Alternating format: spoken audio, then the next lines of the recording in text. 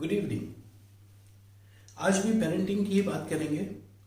देखिए, हम इतना कुछ करते हैं बच्चों के लिए, लेकिन फिर भी कहीं ना कहीं हमको एट द एंड ये लगता है कि शायद कहीं ना कहीं 1 डिग्री 1% की कहीं कमी रह गई। वो कहने को 1% 1 डिग्री होती है, लेकिन उसका असर ऐसा कुछ होता है कि हम हस्बैंड वाइफ अकेले में ये बात करने लगते हैं कि शायद हमारी परवरिश में कहीं कोई गलती हो गई क्या। अब हमने इतना कुछ किया, हम इतना कुछ करते हैं, लेकिन फिर ये 1 डिग्री 1% ये कहाँ चला जाता है। जैसे पानी 100 डिग्री सेल्सियस पे बॉयल होता है, 99 डिग्री पे भी आपको लगने लगेगा कि वो बॉयल हो रहा है, लेकिन माता पिता है ना, इसलिए हमेशा कोशिश करेंगे कि नहीं 100% अचीव करें, हम अपने बच्चे की परवरिश में 100% अचीव करें। और वो हर बार देखते हैं कि 99 डिग्री पे जाके रुक जाता है, 100 डिग्री पहुंच नहीं पाता है। वो 1 डिग्री कहां जाता है, वो उनकी चिंता का विषय बनता है। और अगर देखने में वो 1 डिग्री ही है, लेकिन उसका असर कुछ ऐसा आता है कि वो मजबूर हो जाते हैं कि उस 1 डिग्री को खोजें।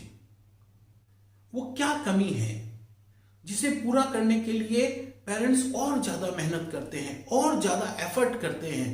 अब वो उनको पता तो चलता नहीं है, वो दिखती नहीं है, वो 1 डिग्री कहां जा रहा है, 1% कहां मिस हो रहा है, उसका पता नहीं चलता। पता नहीं चलने के कारण वो बिना पता चले अंधेरे में तीर चलाते हैं, बिना बीमारी का पता किए ही वो इलाज करने लगते हैं। वो कभी बच्चे को जिम भेजते हैं, कभी उसको स्विमिंग भेजते हैं, म्यूजिक सिखाते हैं, ये करते हैं, वो करते हैं, और ये ओवर पेरेंटिंग हो जाती है। इसके कारण पेरेंट्स भी स्ट्रेस में आ जाते हैं और बच्चा भी स्ट्रेस में आ जाता है। दोनों स्ट्रेस में रहते हैं, दोनों एक दूसरे से परेशान होने लगते हैं। पेरेंट्स अपनी जगह बिल्कुल सही है, और बच्चा तो बच्चा है। अब उसके ऊपर तो एक लिमिटेड लोड ही देंगे ना। अब उसको एक ही दिन में तो स्वामी विवेकानंद नहीं बनाया जा सकता, लेकिन कहीं कुछ मिस हो रहा है, और उस मिस को हमको जानना है। उसके बाद हम उसको अगर डिले भी करें तो कोई प्रॉब्लम नहीं है, लेकिन वी शुड नो कि वो 1% 1 डिग्री गई कहां, क्यों 100 डिग्री पे ये बॉयल नहीं हम कर पा रहे हैं। प्रॉब्लम क्या दिखती है जिसको देख के हमको लगता है कि 1% 1 डिग्री कहीं गायब हो रही है। तो वो प्रॉब्लम है, जैसे हम रोटी बनाते हैं, तो रोटी बनाइए या केक बनाइए, उसमें कई बार हमको लगता है कि सब कुछ परफेक्ट है, एकदम बराबर, लेकिन एक आंच की कमी है, एक ताव की कमी है, एक सिकाई की कमी रह गई। बस एक ताव और लग जाता ना, परफेक्ट हो जाता। वैसे ही हमको लगता है बच्चे में एक ताव की कहीं कमी है। वो एक ताव क्या है, क्यों वो एक ताव हमको दिखता है? हमको बच्चे में कुछ अजीब सी बिहेवियरल पैटर्न दिखते हैं, कुछ उनका स्वभाव में उनका चेंज हमको लगता है, जो चेंज हमको नेचुरल नहीं लगता, क्योंकि हम भी तो कभी बच्चे थे। बच्चा है, उसमें इतना स्ट्रेस, उसमें वो इतना सेल्फ सेंटर्ड क्यों हो जाता है? कई बार हमको लगता है बच्चा ज्यादा सेल्फ सेंटर्ड हो रहा है, वो अपनी ही बात ज्यादा करता है। कई बार हमको लगता है उसमें इमोशंस की कमी है, सेंटिमेंटल नहीं है, उसके सेंसिटिविटी, उसमें संवेदनशीलता की कमी है, ऐसा हमको कई बार लगता है। और हमको लगता है कि छोटी सी बात पे बच्चा बोर होने लगता है, और छोटी सी बात पे बच्चा डिप्रेस होने लगता है, और जरा सी बात पे ओवर रिएक्टिव हो जाता है, खींच में भरा रहता है। ऐसा लगता है कुल मिला के कि उसके अंदर कुछ ऐसा दबा हुआ है, वॉल्केनो की तरह, ज्वालामुखी की तरह, जो बाहर निकलना चाहता है, लेकिन उसको भी रास्ता नहीं मिलता, वो भी कंफ्यूज्ड है। और हम कुछ कर नहीं पाते क्योंकि हम भी कंफ्यूज हैं, हमको पता नहीं चलता ये हो तो रहा है, पर क्यों हो रहा है, कारण इसका क्या है। तब मेरे दिमाग में आया कि जरूर कहीं ना कहीं कुछ मिस हो रहा है। जैसे अगर मेरे को अभी कोई शरीर में प्रॉब्लम हो, मेरे पेट में प्रॉब्लम हो, या मेरे को एलर्जी हो जाए, तो मेरा पहला ध्यान जाएगा कि मैं जो आज तक करता आ रहा था, जो खाता आ रहा था, आज क्या मैंने कुछ ऐसा स्पेशल खाया, कुछ अलग सा खाया, कोई दवाई ली जिसका रिजल्ट ये हो सकता है। मैं ढूंढूंगा कि कहीं कुछ चेंज हुआ है क्या मेरी लाइफ में। क्योंकि अगर एक मिनरल, एक सॉल्ट अगर बॉडी में कम हो जाता है, तो 1000 रकम की बीमारियों के रूप में वो प्रकट होता है, सामने आता है। तब हमको पता चलता है कहीं कुछ गड़बड़ है, कहीं कुछ चीज ज्यादा है या कोई चीज कम हुई है।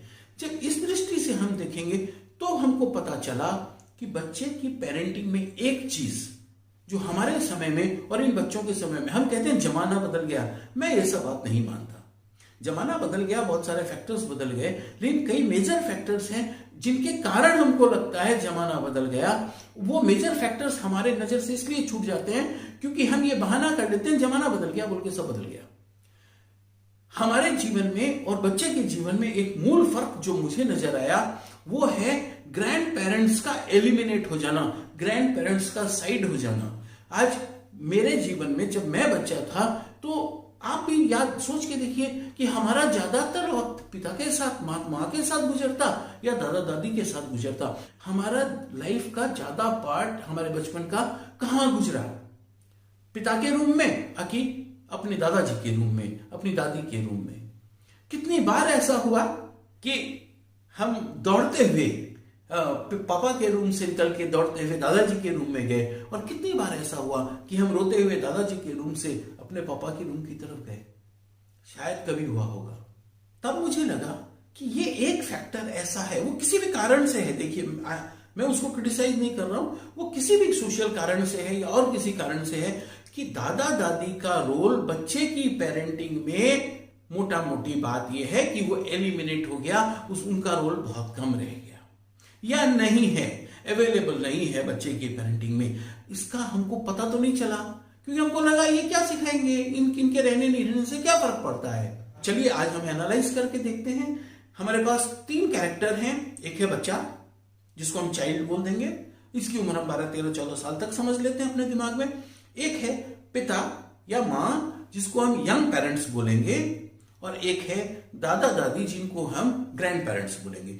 बच्चा हम इसको समझते हैं कि जैसे पेड़ है, बड़ा भारी पेड़ है, और उसका जो क्राउन होता है, जहां पत्ते होते हैं, फूल लगते हैं, फल लगते हैं, हम लेट बच्चा बी लाइक दैट क्राउन।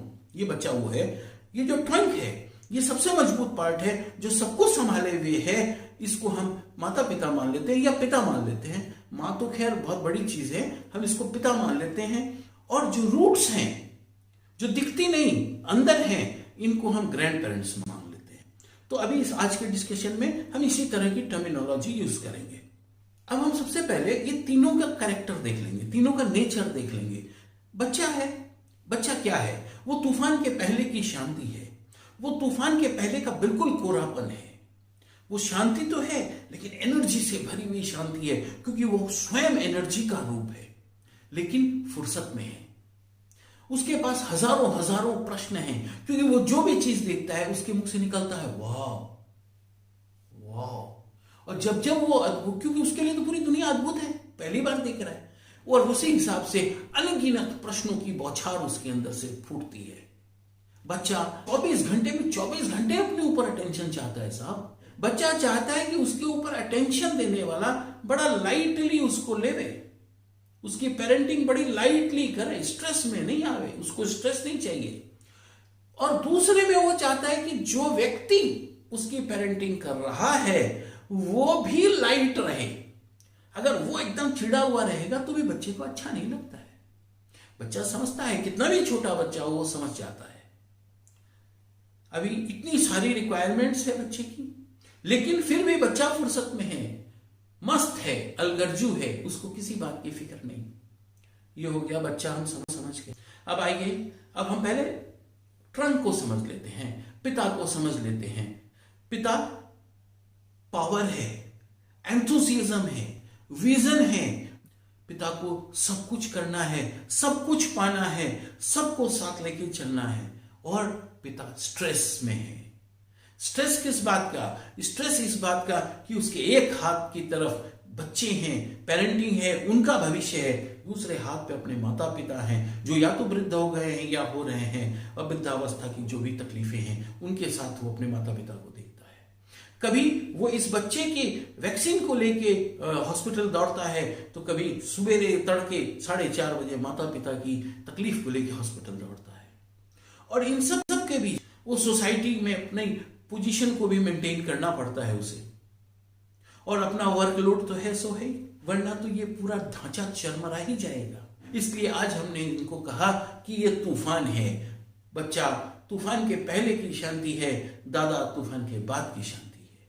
और अब आइए दादा, ग्रैंड पेरेंट फिर फुर्सत में है, शांति में है, लेकिन उनकी शांति, उनकी फुर्सत अवेयरनेस की है, पूरी तरह जागृत अवस्था में है।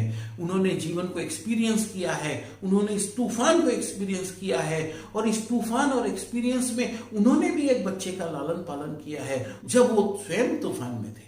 तो उनको बहुत सी ऐसी बातें पता होती हैं, और वो पता होने के कारण कई बार जब आप बच्चे के पीछे पढ़ाई को लेकर लगा रहते हैं और बच्चा रोने लगता है, तो कई बार हमारे माता पिता, हमारे दादा दादी कई बार खींच जाते हैं, ओ हो गया बहुत पढ़ लिया, हाँ तूने क्या पढ़ लिया हमको पता है।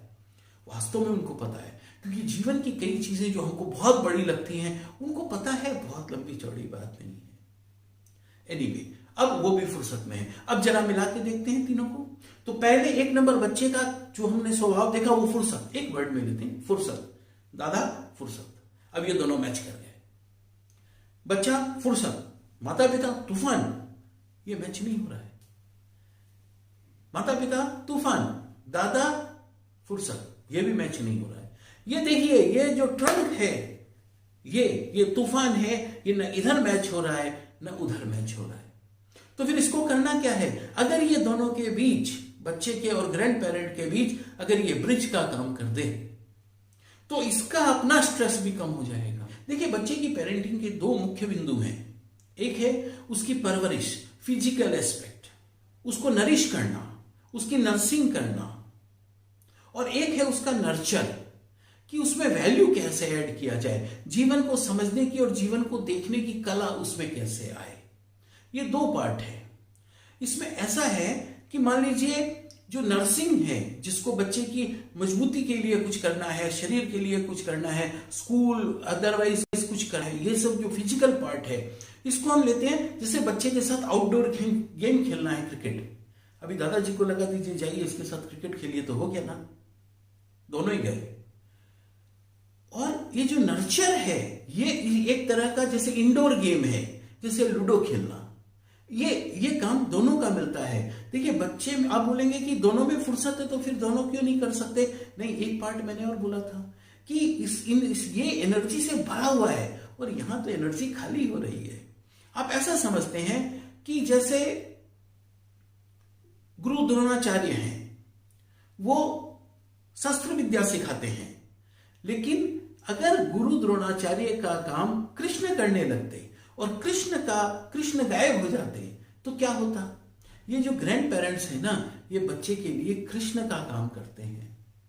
गुरु द्रोणाचार्य का काम पिता करता है। कैसे? अगर हम अपनी ही जिंदगी में देखें तो हमको पता चलेगा कि अगर पिता हमें युद्ध कला सिखाता है, पिता हमें अटैक और डिफेंस सिखाता है, तो दादा हमें हार और जीत के परिणामों के साथ जीवन को कैसा जीना है वो सिखा देते हैं। पिता कैसे अधिकार पाया जाए वो सिखा देते हैं, और दादा कैसे समर्पण किया जाए वो सिखा देते हैं। इसलिए पिता जो गुरु द्रोणाचार्य हैं, उनकी भी बड़ी जरूरत है जीवन में, क्योंकि अस्त्र शस्त्र वही सिखाएंगे। लेकिन जब बीच कुरुक्षेत्र में जब अर्जुन हताश हो जाता है और विषाद योग में चला जाता है, अश्रुपूर्णा कुलक्षणम, तब कृष्ण चाहिए जो उसको मोटिवेट करते हैं। कृष्ण वो सारथी है जो कभी अस्त्र नहीं उठाते, लेकिन कृष्ण वो काम करते हैं कि बच्चे के जीवन रथ को पूरा कंट्रोल वही करते हैं। ये दादा जो है ना, ये कृष्ण हैं, पिता गुरु द्रोणाचार्य हैं। और हमको करना क्या है? अगर ये गड़बड़ हो रही है, इसको कैसे ठीक करें? तो करना ये है कि नदी की इस बिंदु को और इस बिंदु को मिला दीजिए, आप ब्रिज बन जाइए। आपको और कुछ नहीं करना है, रेस्ट ऑटोमेटिकली विल हैपन। ये ब्रिज टूटी हुई है, ये कनेक्टिविटी कहीं ना कहीं ब्लॉक है, हमको इस ब्लॉक को खोल देना है।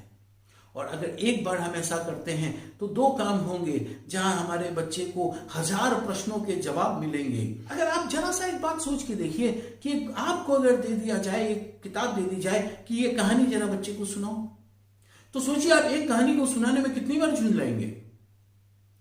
हो सकता है कि एक आध। और कितनी बार आप एक कहानी कंप्लीट सुना पाएंगे और बच्चा सुन के संतुष्ट होकर उठ पाएगा? वो बीच में ही रोने लगेगा और कोई ना कोई आपको ही 2-4 बात सुना देगा, तो आप रहने दीजिए, आप नहीं सकेंगे। आपकी कोई गलती नहीं है महाराज, आपकी कोई गलती नहीं है, क्योंकि आप तूफान के फोर्स में हैं। आपका नेचर उसके नेचर से नहीं मिल रहा है। लेकिन दादा वो पूरी कहानी सुनाते हैं, अंत तक सुनाते हैं, और 25% कहानी सुनने के बाद जब वहां पोता लटक रहा है, आधा बिस्तर पे और आधा नीचे हैं, तो दादा भी सुनाते सुनाते बोलते हैं हाँ पेशेंस है, दोनों में फुर्सत है, दोनों में शांति है। तो जो काम बच्चे का दादा से हो सकता है वो गुरु द्रोणाचार्य से नहीं हो सकता। और अगर ऐसा हो जाता है तो एक इफेक्ट और होगा, वो होगा ग्रैंड पेरेंट्स पे। उनको लगेगा कि हाँ मेरा कुछ वर्थ है, मैं कुछ महत्वपूर्ण कर रहा हूं, मैं इस परिवार में अपना योगदान अभी तक दे रहा हूं। लेकिन ये कब होगा? ये तब होगा जब ये यंग पेरेंट्स, इनको लगे कि हाँ इस पिता में, इस माता में अभी भी वो गुण हैं, अभी भी वो पोटेंशियल है, जैसे राजा दशरथ को लगा था। ऐसे ही ना अपने चारों राजकुमार को ऋषि विश्वामित्र जी के हाथ में दे दिया था। क्यों? क्योंकि राजा दशरथ को लगा था नहीं, मेरे से ज्यादा ज्ञानी हैं, मेरे से ज्यादा एक्सपीरियंस्ड हैं, मेरे से ज्यादा ये गुणी हैं, ये मेरे कुमारों का शिक्षा मुझसे अच्छी देंगे। कुमारों को दे दिया था। जिस दिन यंग पेरेंट्स अपने बच्चों को, अपने उनके ग्रैंड पेरेंट्स को राजा दशरथ की तरह विश्वामित्र मानकर सुपुर्द कर देंगे, उस दिन देखिएगा ये फूल खिल के फूल नहीं रहेगा, पूरा गुलदस्ता बन जाएगा। जो मुझे लगा मैं आपको बता रहा हूं, इसको कहीं अदरवाइज कनेक्ट मत कीजिएगा, क्योंकि बहुत सारी व्यवस्थाएं होती हैं, यहाँ इंसान की मजबूरियां होती हैं जिनके बीच उसको काम करना पड़ता है। और ये पिता, ये तूफान, आज इनके ऊपर प्रेशर बढ़ता ही जा रहा है। एक प्रेशर और हमने बता दिया, बच्चों को समय दो, बच्चों को समय दो, बच्चों को समय दो। सोचिए सुबह से रात तक स्ट्रेस में और भाग दौड़ में बिजी, माँ जो घर के कामों में बिजी, समाज की नजरों को ठीक करने में बिजी, सब कुछ हमको मिला के चलना पड़ता है, उसके बीच में समय दो। तो क्या होता है, हम फिजिकली तो बच्चे के सामने प्रेजेंट हो, खेलो, लेकिन हम मेंटली, हम इमोशनली उसके साथ अटैच नहीं हो पाते हैं। हमारी क्या गलती है बताइए?